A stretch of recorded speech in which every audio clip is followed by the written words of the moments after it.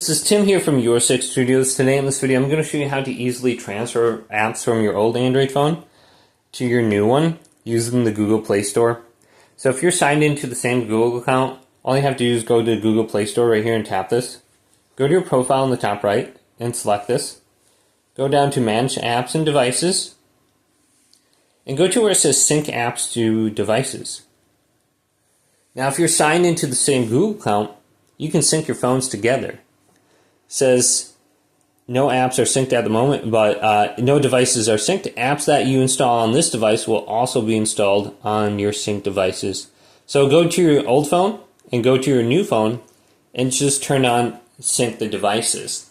And if you install an application, well, it should go ahead and just download those onto your phone. So make sure you go to your old phone and you sync it too. So if you have something installed on your old phone, it's going to install on your new phone. So once you do that, this should sync your apps together and you should be able to see them.